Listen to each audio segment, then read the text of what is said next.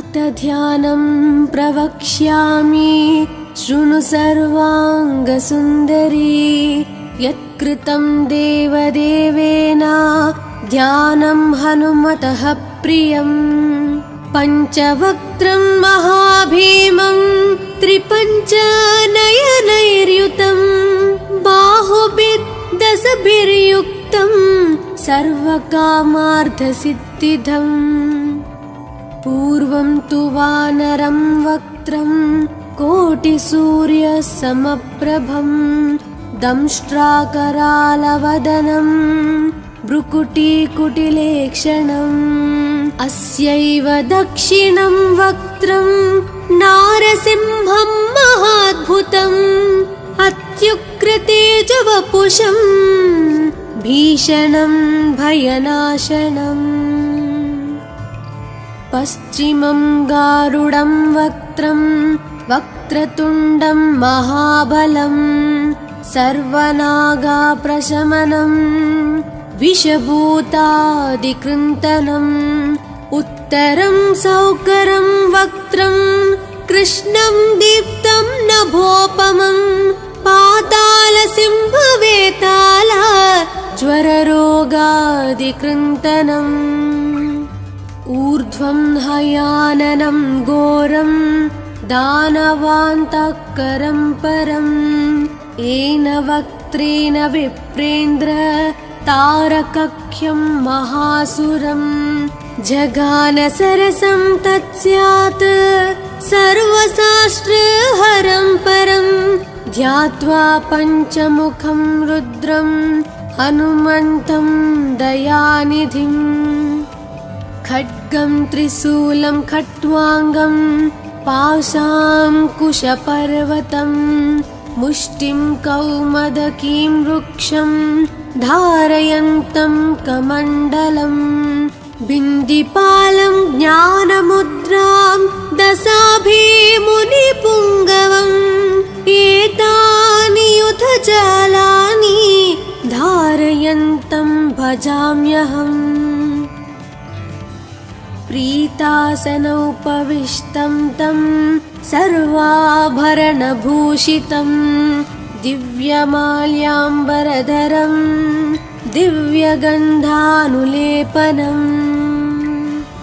सर्वाश्चर्यमयं देवं हनुमद्विश्वतोमुखं पञ्चास्यम् अच्युतम् अनेक विचित्रवर्णावक्त्रं शशाङ्कशिखरं कपिराजवर्यं पीताम्बरादिमुकुटैरूपशोभिताङ्गम्। पिङ्गाक्षम् आद्यम् अनिशं मनसा स्मरामि। मर्कतीशं महोत्साहं सर्वाश्रुहरं परं शत्रुसंहारमां रक्ष श्रीमन्नापडनुद्धर। ॐ हरिमरकटमरकटमन्त्रमिदं परिलिख्यति लिख्यति वामतले यदि नश्यति नश्यति शत्रुकलां यदि मुञ्चति मुञ्चति वामलता। इदं कवचं पठित्वात् महाकवच पठे नरः एकवारं जपे स्तोत्रं सर्वशत्रुनिवारणम्। द्विवारं तु पठे नित्यं पुत्रपौत्राप्रवर्धनम्। त्रिवारं च पठे नित्यं सर्वसमाप्तकरं शुभम्। चतुर्वारं पठे नित्यं सर्वरोगनिवारणम्। पञ्चवारं पठे नित्यं सर्वलोकवशङ्करम्। षड्वारं च पठे नित्यं सर्वदेवावशङ्करम्। सप्तवारं पठे नित्यं सर्वसौभाग्यदायकम्।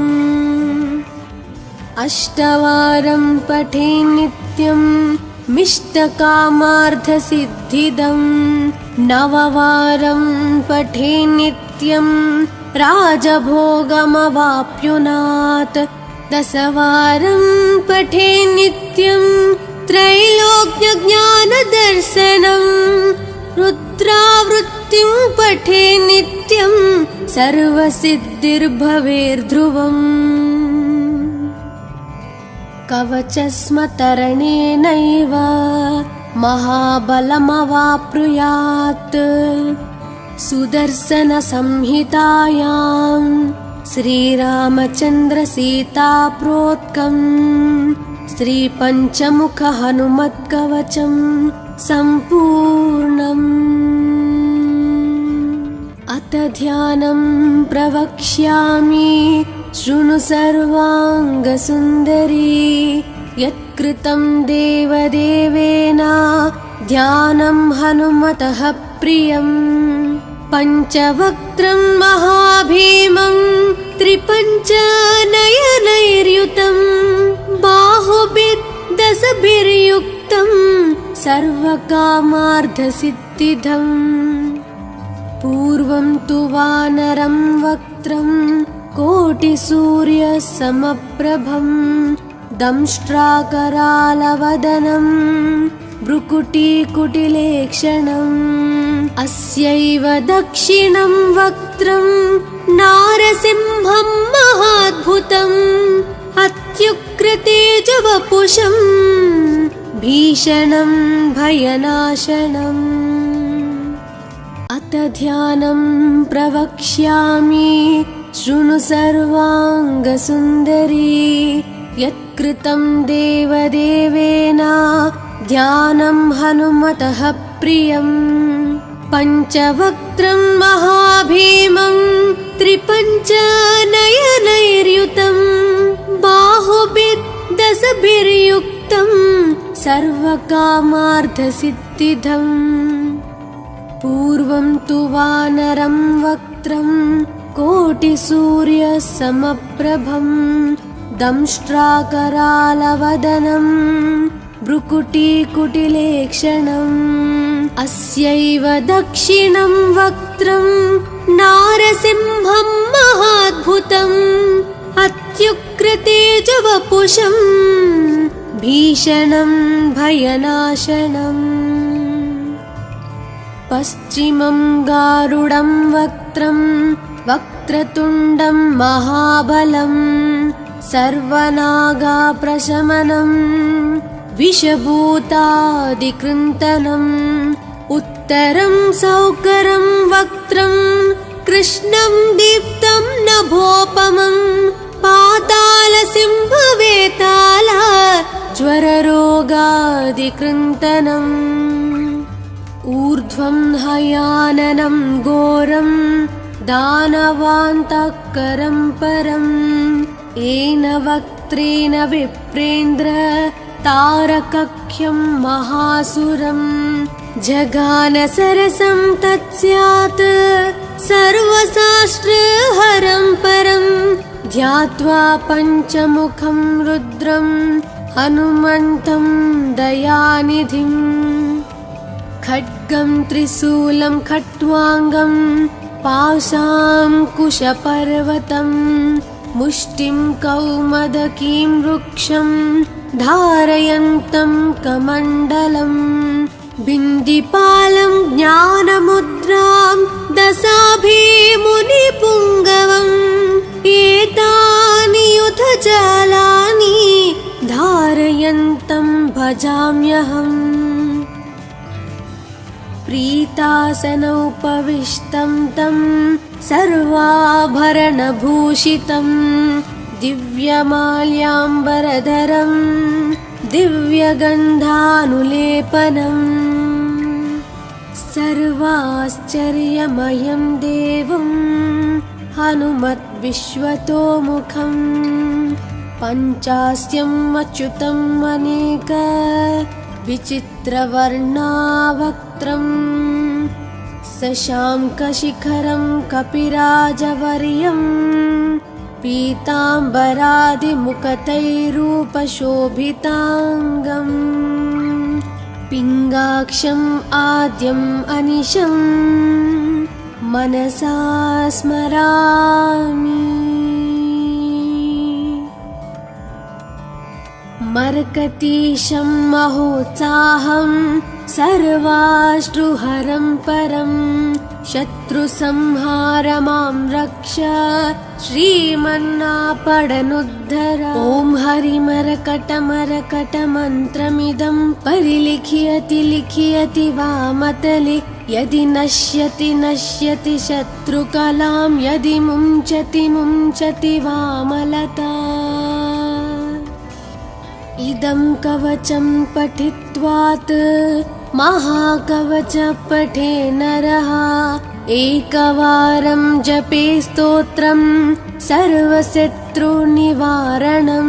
द्विवारं तु पठे नित्यं पुत्रपौत्राप्रवर्धनं।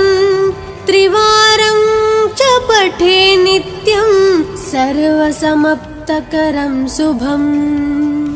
चतुर्वारं पठे नित्यं सर्वरोगनिवारणं। पञ्चवारं पठे नित्यं सर्वलोकवशङ्करं। षड्वारं च पठे नित्यं सर्वदेवावशङ्करं। सप्तवारं पठे नित्यं सर्वसौभाग्यदायकम्। अष्टवारं पठे नित्यं मिष्टकामार्थसिद्धिदम्। नववारं पठे नित्यं राजभोगमवाप्नुयात्। दशवारं पठे नित्यं त्रैलोक्यज्ञानदर्शनं। रुद्रावृत्तिं पठे नित्यं सर्वसिद्धिर्भवेर्ध्रुवम्। कवचस्मतरणेनैव महाबलमवाप्नुयात्। सुदर्शनसंहितायां श्रीरामचन्द्रसीताप्रोक्तं श्रीपञ्चमुखहनुमत्कवचं सम्पूर्णम्। अथ ध्यानं प्रवक्ष्यामि शृणु सर्वाङ्गसुन्दरी। यत्कृतं देवदेवेन ध्यानं हनुमतः प्रियं। पञ्चवक्त्रं महाभीमं त्रिपञ्चनयनैर्युतं। बाहुभिर्दशभिर्युक्तं सर्वकामार्थसिद्धिदम्। पूर्वं तु वानरं वक्त्रं कोटिसूर्यसमप्रभं। दंष्ट्राकरालवदनं भ्रुकुटीकुटिलेक्षणम्। अस्यैव दक्षिणं वक्त्रं नारसिंहं महाद्भुतम्। अत्युग्रतेजवपुषं भीषणं भयनाशनम्। अथ ध्यानं प्रवक्ष्यामि शृणु सर्वाङ्गसुन्दरी। यत्कृतं देवदेवेन ध्यानं हनुमतः प्रियं। पञ्चवक्त्रं महाभीमं त्रिपञ्चनयनैर्युतं। बाहुभिर्दशभिर्युक्तं सर्वकामार्थसिद्धिदम्। पूर्वं तु वानरं वक्त्रं कोटिसूर्यसमप्रभं। दंष्ट्राकरालवदनं भ्रुकुटीकुटिलेक्षणम्। अस्यैव दक्षिणं वक्त्रं नारसिंहं महाद्भुतम्। अत्युग्रतेजवपुषं भीषणं भयनाशनम्। पश्चिमं गारुडं वक्त्रं वक्रतुण्डं महाबलं। सर्वनागाप्रशमनं विषभूतादिकृन्तनम्। उत्तरं सौकरं वक्त्रं कृष्णं दीप्तं नभोपमं। पातालसिंहवेताल ज्वररोग योगादिकृन्तनम् ऊर्ध्वं हयाननं घोरं दानवान्तःकरं परम् येन वक्त्रेण विप्रेन्द्र तारकख्यं महासुरम् जगान सरसं तत्स्यात् सर्वशास्त्रहरं परं ध्यात्वा पञ्चमुखं रुद्रं हनुमन्तं दयानिधिम् खड्गं त्रिशूलं खट्वाङ्गं पाशाङ्कुशपर्वतं मुष्टिं कौमदकीं वृक्षं धारयन्तं कमण्डलम् बिन्दिपालं ज्ञानमुद्रां दशाभिमुनिपुङ्गवम् एतानि युधजालानि धारयन्तं भजाम्यहम् प्रीतासनोपविष्टं तं सर्वाभरणभूषितं दिव्यमाल्याम्बरधरं दिव्यगन्धानुलेपनम् सर्वाश्चर्यमयं देवं हनुमद्विश्वतोमुखं पञ्चास्यम् अच्युतम् अनेक विचित्रवर्णावक्त्रं शशाङ्कशिखरं कपिराजवर्यं पीताम्बरादिमुखतैरूपशोभिताङ्गम् पिङ्गाक्षम् आद्यम् अनिशं मनसा स्मरामि मर्कतीशं महोत्साहं सर्वाश्रुहरं परं शत्रुसंहार मां रक्ष श्रीमन्नापडनुद्धर ॐ हरिमरकटमरकटमन्त्रमिदं परिलिख्यति लिख्यति वामतले यदि नश्यति नश्यति शत्रुकलां यदि मुञ्चति मुञ्चति वामलता इदं कवचं पठित्वात् महाकवच पठे नरः एकवारं जपे स्तोत्रं सर्वशत्रुनिवारणम् द्विवारं तु पठे नित्यं पुत्रपौत्राप्रवर्धनम् त्रिवारं च पठे नित्यं सर्वसमाप्तकरं शुभम् चतुर्वारं पठे नित्यं सर्वरोगनिवारणम् पञ्चवारं पठे नित्यं सर्वलोकवशङ्करम् षड्वारं च पठे नित्यं सर्वदेवावशङ्करम् सप्तवारं पठे नित्यं सर्वसौभाग्यदायकम्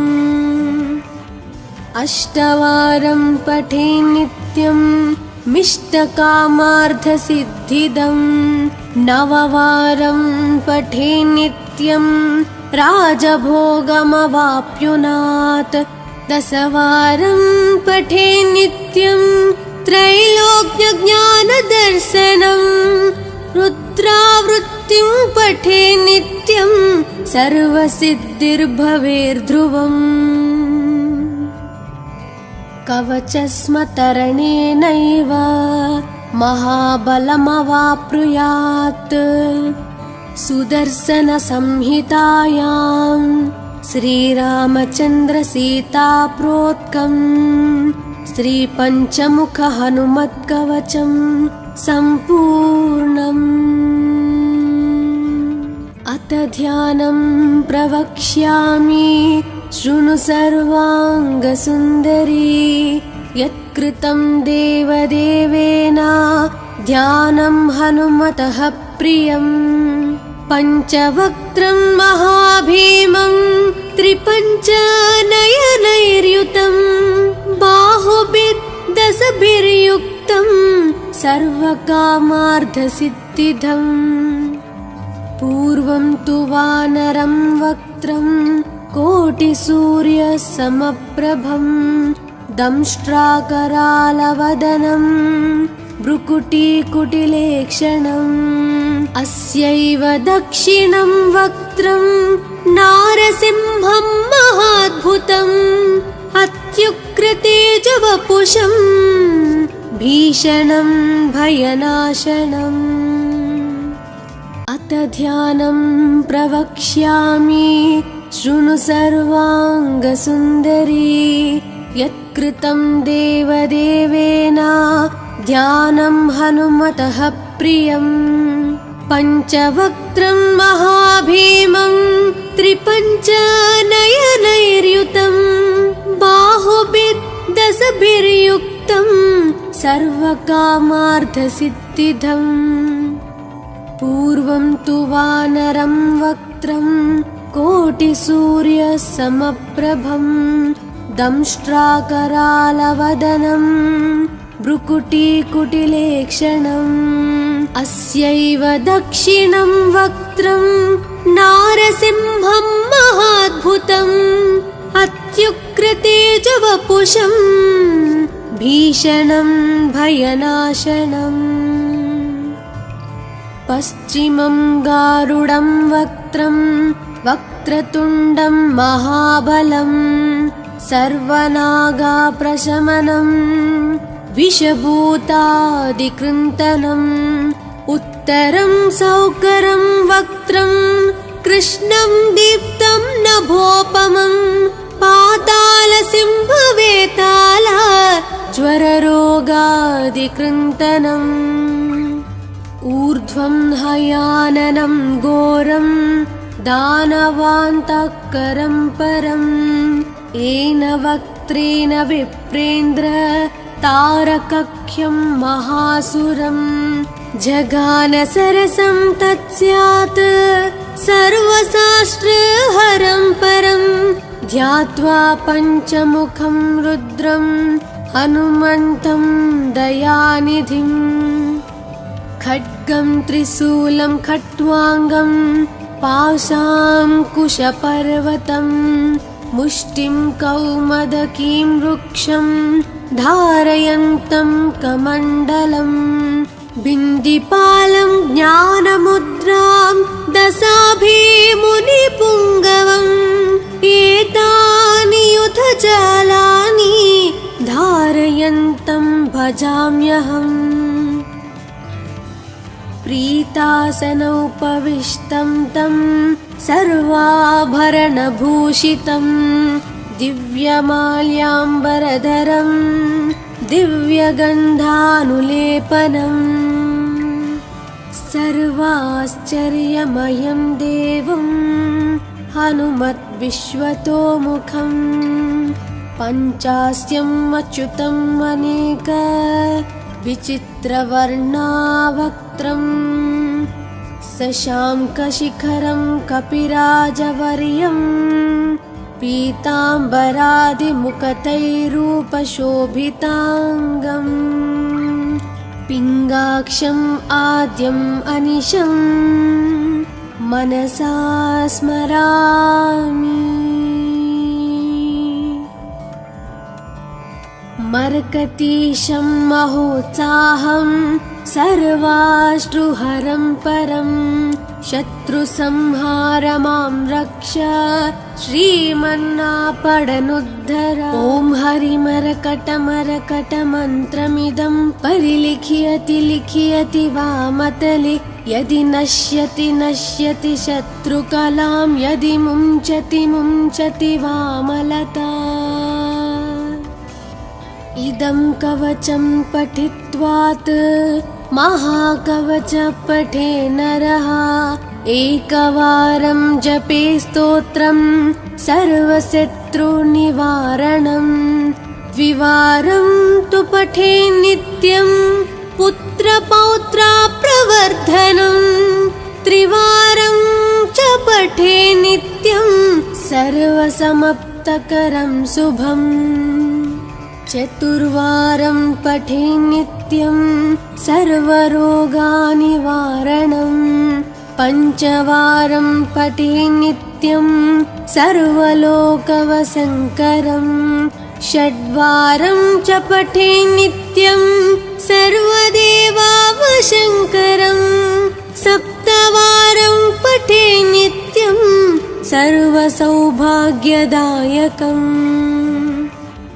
अष्टवारं पठे नित्यं मिष्टकामार्थसिद्धिदं नववारं पठे नित्यं राजभोगमवाप्नुयात् दशवारं पठे नित्यं त्रैलोक्यज्ञानदर्शनं रुद्रावृत्तिं पठे नित्यं सर्वसिद्धिर्भवेर्ध्रुवम् कवचस्मतरणेनैव महाबलमवाप्नुयात् सुदर्शनसंहितायां श्रीरामचन्द्रसीताप्रोक्तं श्रीपञ्चमुखहनुमत्कवचं सम्पूर्णम् अथ ध्यानं प्रवक्ष्यामि शृणु सर्वाङ्गसुन्दरी यत्कृतं देवदेवेन ध्यानं हनुमतः प्रियम् पञ्चवक्त्रं महाभीमं त्रिपञ्चनयनैर्युतं बाहुभिर्दशभिर्युक्तं सर्वकामार्थसिद्धिदम् पूर्वं तु वानरं वक्त्रं कोटिसूर्यसमप्रभं दंष्ट्राकरालवदनं भ्रुकुटीकुटिलेक्षणम् अस्यैव दक्षिणं वक्त्रं नारसिंहं महाद्भुतम् अत्युग्रतेजवपुषं भीषणं भयनाशनम् अथ ध्यानं प्रवक्ष्यामि शृणु सर्वाङ्गसुन्दरी यत्कृतं देवदेवेन ध्यानं हनुमतः प्रियम् पञ्चवक्त्रं महाभीमं त्रिपञ्चनयनैर्युतं बाहुभिर्दशभिर्युक्तं सर्वकामार्थसिद्धिदम् पूर्वं तु वानरं वक्त्रं कोटिसूर्यसमप्रभं दंष्ट्राकरालवदनं भ्रुकुटीकुटिलेक्षणम् अस्यैव दक्षिणं वक्त्रं नारसिंहं महाद्भुतम् अत्युग्रतेजवपुषं भीषणं भयनाशनम् पश्चिमं गारुडं वक्त्रं वक्रतुण्डं महाबलं सर्वनागाप्रशमनं विषभूतादिकृन्तनम् उत्तरं सौकरं वक्त्रं कृष्णं दीप्तं नभोपमं पातालसिंहवेताल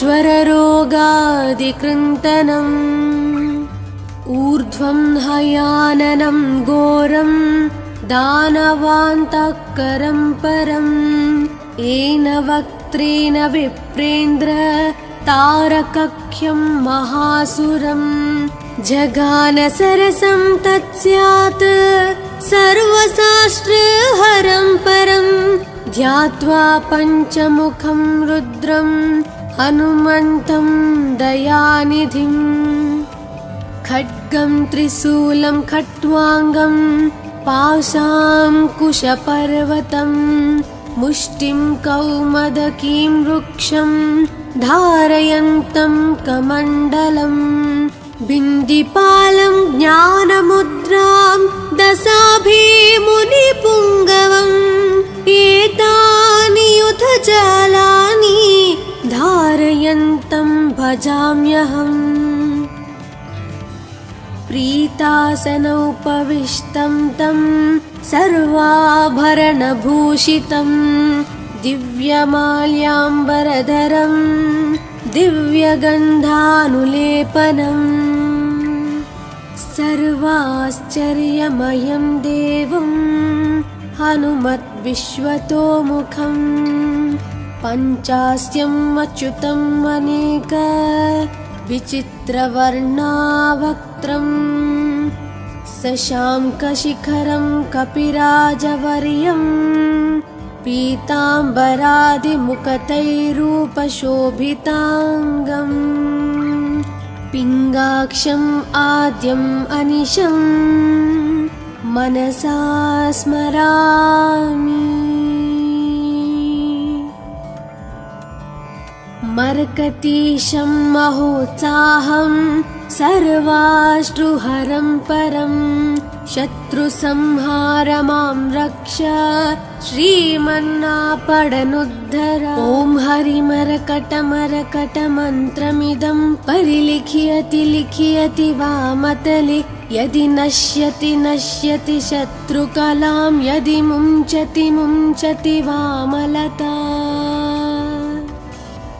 इदं कवचं पठित्वात् महाकवच पठे नरः एकवारं जपे स्तोत्रं सर्वशत्रुनिवारणं द्विवारं तु पठे नित्यं पुत्रपौत्राप्रवर्धनं त्रिवारं च पठे नित्यं सर्वसमाप्तकरं शुभम् चतुर्वारं पठे नित्यं सर्वरोगनिवारणं पञ्चवारं पठे नित्यं सर्वलोकवशङ्करं षड्वारं च पठे नित्यं सर्वदेवावशङ्करं सप्तवारं पठे नित्यं सर्वसौभाग्यदायकम् अष्टवारं पठे नित्यं मिष्टकामार्थसिद्धिदं नववारं पठे नित्यं राजभोगमवाप्नुयात् दशवारं पठे नित्यं त्रैलोक्यज्ञानदर्शनं रुद्रावृत्तिं पठे नित्यं सर्वसिद्धिर्भवेर्ध्रुवम् कवचस्मतरणेनैव महाबलमवाप्नुयात् सुदर्शनसंहितायां श्रीरामचन्द्रसीताप्रोक्तं श्रीपञ्चमुखहनुमत्कवचं सम्पूर्णम्। अथ ध्यानं प्रवक्ष्यामि शृणु सर्वाङ्गसुन्दरी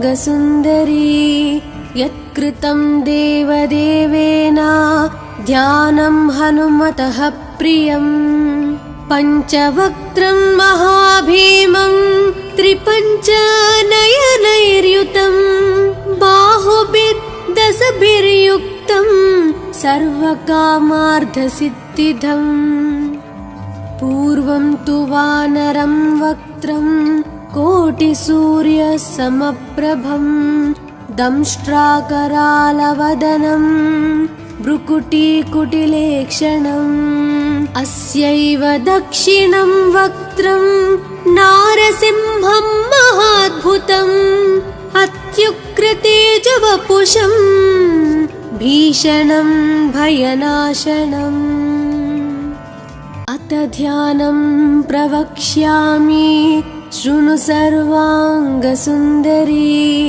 यत्कृतं देवदेवेन ध्यानं हनुमतः प्रियम् पञ्चवक्त्रं महाभीमं त्रिपञ्चनयनैर्युतं बाहुभिर्दशभिर्युक्तं सर्वकामार्थसिद्धिदम् पूर्वं तु वानरं वक्त्रं कोटिसूर्यसमप्रभं दंष्ट्राकरालवदनं भ्रुकुटीकुटिलेक्षणम् अस्यैव दक्षिणं वक्त्रं नारसिंहं महाद्भुतम् अत्युग्रतेजवपुषं भीषणं भयनाशनम्।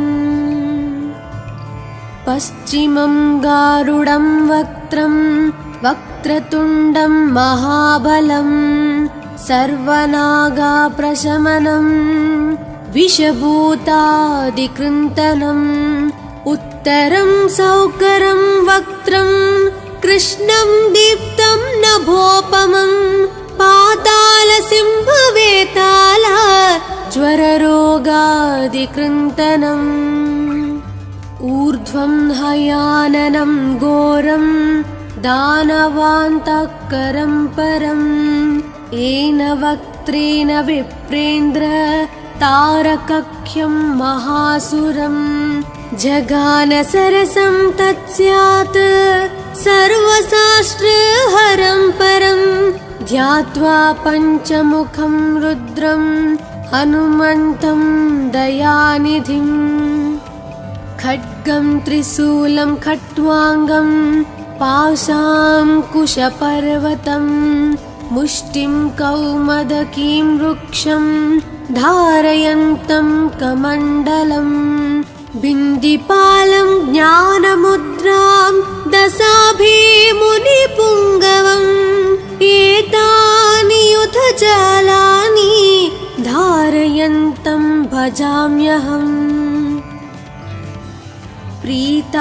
प्रीतासनोपविष्टं तं सर्वाभरणभूषितं दिव्यमाल्याम्बरधरं दिव्यगन्धानुलेपनम् सर्वाश्चर्यमयं देवं हनुमद्विश्वतोमुखम् पञ्चास्यम् अच्युतम् अनेक विचित्रवर्णावक्त्रम् शशाङ्कशिखरं कपिराजवर्यं पीताम्बरादिमुखतैरूपशोभिताङ्गम् पिङ्गाक्षम् आद्यम् अनिशम् मनसा स्मरामि मर्कतीशं महोत्साहं सर्वाश्रुहरं परं शत्रुसंहार मां रक्ष श्रीमन्नापडनुद्धर ॐ हरिमरकटमरकटमन्त्रमिदं परिलिख्यति लिख्यति वामतले यदि नश्यति नश्यति शत्रुकलां यदि मुञ्चति मुञ्चति वामलता इदं कवचं पठित्वात् महाकवच पठे नरः एकवारं जपे स्तोत्रं सर्वशत्रुनिवारणं द्विवारं तु पठे नित्यं पुत्रपौत्राप्रवर्धनं त्रिवारं च पठे नित्यं सर्वसमाप्तकरं शुभम् चतुर्वारं पठे नित्यं सर्वरोगनिवारणं पञ्चवारं पठे नित्यं सर्वलोकवशङ्करं षड्वारं च पठे नित्यं सर्वदेवावशङ्करं सप्तवारं पठे नित्यं सर्वसौभाग्यदायकम् अष्टवारं पठे नित्यं मिष्टकामार्थसिद्धिदं नववारं पठे नित्यं राजभोगमवाप्नुयात् दशवारं पठे नित्यं त्रैलोक्यज्ञानदर्शनं रुद्रावृत्तिं पठे नित्यं सर्वसिद्धिर्भवेर्ध्रुवम् कवचस्मतरणेनैव महाबलमवाप्नुयात्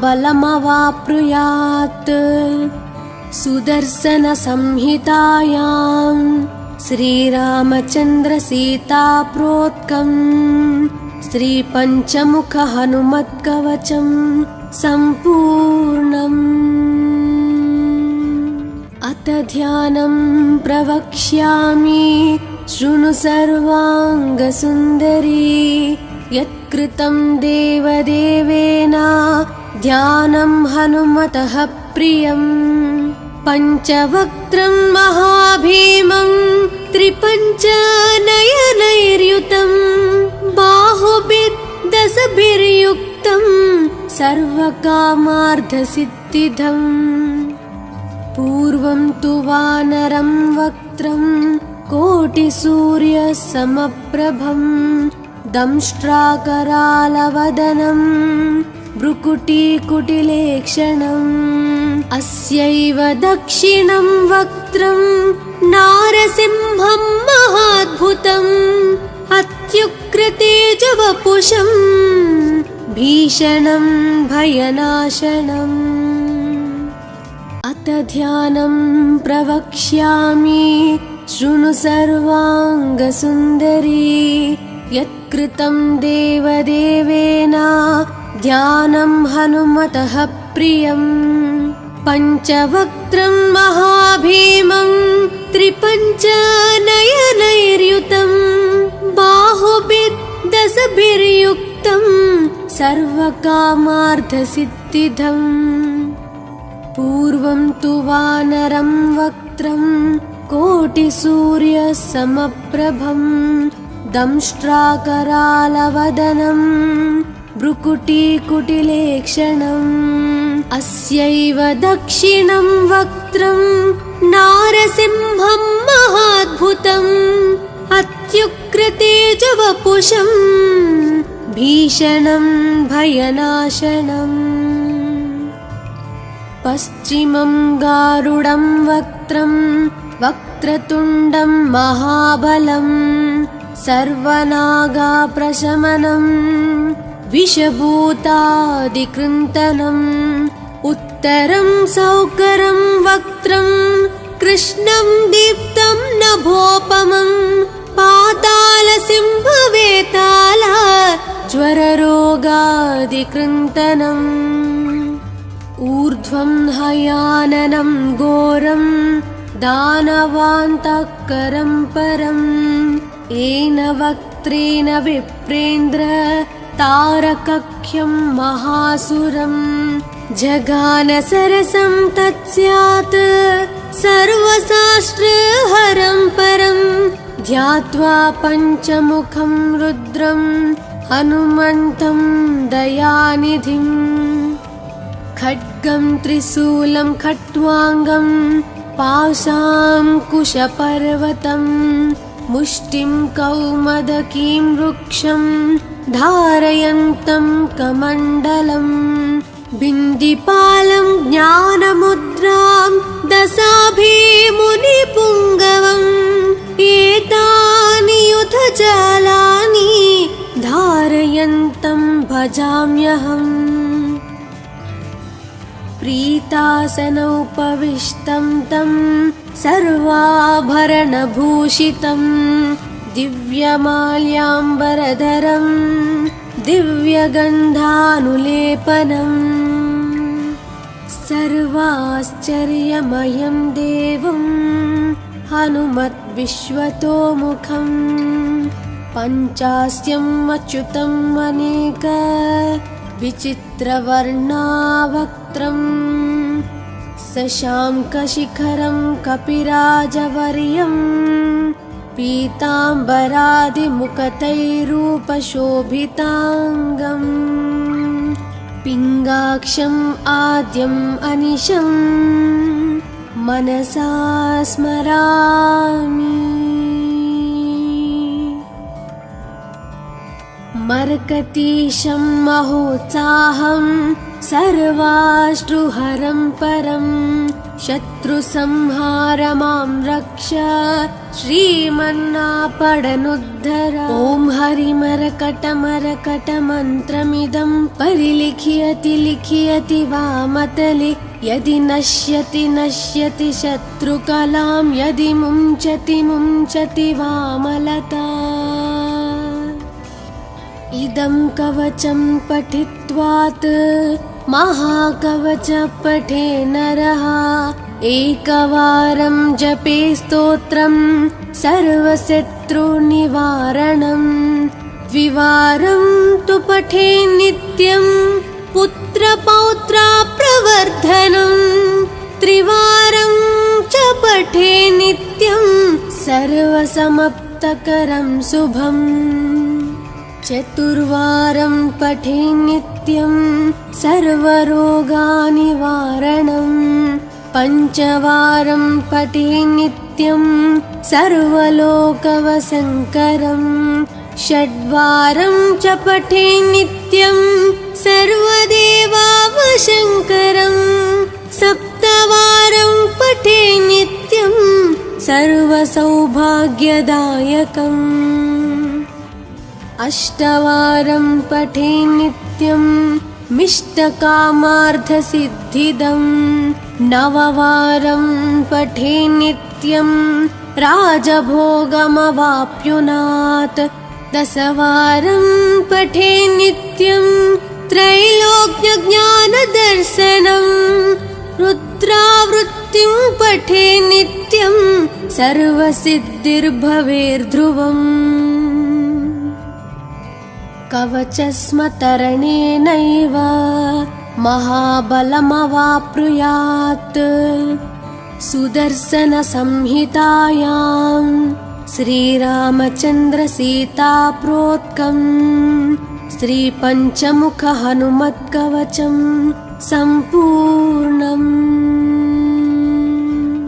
अथ ध्यानं प्रवक्ष्यामि शृणु सर्वाङ्गसुन्दरी यत्कृतं देवदेवेन ध्यानं हनुमतः प्रियम् पञ्चवक्त्रं महाभीमं त्रिपञ्चनयनैर्युतं बाहुभिर्दशभिर्युक्तं सर्वकामार्थसिद्धिदम् पूर्वं तु वानरं वक्त्रं कोटिसूर्यसमप्रभम् दंष्ट्राकरालवदनं भ्रुकुटीकुटिलेक्षणम् अस्यैव दक्षिणं वक्त्रं नारसिंहं महाद्भुतम् अत्युग्रतेजवपुषं भीषणं भयनाशनम् अथ ध्यानं प्रवक्ष्यामि शृणु सर्वाङ्गसुन्दरी यत्कृतं देवदेवेन ध्यानं हनुमतः प्रियम् पञ्चवक्त्रं महाभीमं त्रिपञ्चनयनैर्युतं बाहुभिर्दशभिर्युक्तं सर्वकामार्थसिद्धिदम् पूर्वं तु वानरं वक्त्रं कोटिसूर्यसमप्रभम् दंष्ट्राकरालवदनं भ्रुकुटीकुटिलेक्षणम् अस्यैव दक्षिणं वक्त्रं नारसिंहं महाद्भुतम् अत्युग्रतेजवपुषं भीषणं भयनाशनम् पश्चिमं गारुडं वक्त्रं वक्रतुण्डं महाबलं सर्वनागाप्रशमनं विषभूतादिकृन्तनम् उत्तरं सौकरं वक्त्रं कृष्णं दीप्तं नभोपमं पातालसिंहवेताल ज्वररोगादिकृन्तनम् ऊर्ध्वं हयाननं घोरं दानवान्तकरं परम् येन वक्त्रेण विप्रेन्द्र तारकख्यं महासुरम् जगानसरसं तत्स्यात् सर्वशास्त्रहरं परं ध्यात्वा पञ्चमुखं रुद्रं हनुमन्तं दयानिधिम् खड्गं त्रिशूलं खट्वाङ्गं पाशाङ्कुशपर्वतं मुष्टिं कौमदकीं वृक्षं धारयन्तं कमण्डलम् बिन्दिपालं ज्ञानमुद्रां दशाभिमुनिपुङ्गवम् एतानि युधजालानि धारयन्तं भजाम्यहम् प्रीतासनोपविष्टं तं सर्वाभरणभूषितं दिव्यमाल्याम्बरधरं दिव्यगन्धानुलेपनम् सर्वाश्चर्यमयं देवं हनुमद्विश्वतोमुखं पञ्चास्यम् अच्युतम् अनेक विचित्रवर्णावक्त्रं शशाङ्कशिखरं कपिराजवर्यं पीताम्बरादिमुखतैरूपशोभिताङ्गम् पिङ्गाक्षम् आद्यम् अनिशं मनसा स्मरामि। मर्कतीशं महोत्साहं सर्वाश्रुहरं परं शत्रुसंहारमां रक्ष श्रीमन्नापडनुद्धर। ॐ हरिमरकटमरकटमन्त्रमिदं परिलिख्यति लिख्यति वामतले यदि नश्यति नश्यति शत्रुकलां यदि मुञ्चति मुञ्चति वामलता। इदं कवचं पठित्वात् महाकवच पठे नरः एकवारं जपे स्तोत्रं सर्वशत्रुनिवारणं द्विवारं तु पठे नित्यं पुत्रपौत्राप्रवर्धनं त्रिवारं च पठे नित्यं सर्वसमाप्तकरं शुभम् चतुर्वारं पठे नित्यं सर्वरोगनिवारणं पञ्चवारं पठे नित्यं सर्वलोकवशङ्करं षड्वारं च पठे नित्यं सर्वदेवावशङ्करं सप्तवारं पठे नित्यं सर्वसौभाग्यदायकम् अष्टवारं पठे नित्यं मिष्टकामार्थसिद्धिदं नववारं पठे नित्यं राजभोगमवाप्नुयात् दशवारं पठे नित्यं त्रैलोक्यज्ञानदर्शनं रुद्रावृत्तिं पठे नित्यं सर्वसिद्धिर्भवेर्ध्रुवम् कवचस्मतरणेनैव महाबलमवाप्नुयात् सुदर्शनसंहितायां श्रीरामचन्द्रसीताप्रोक्तं श्रीपञ्चमुखहनुमत्कवचं सम्पूर्णम्। अथ ध्यानं प्रवक्ष्यामि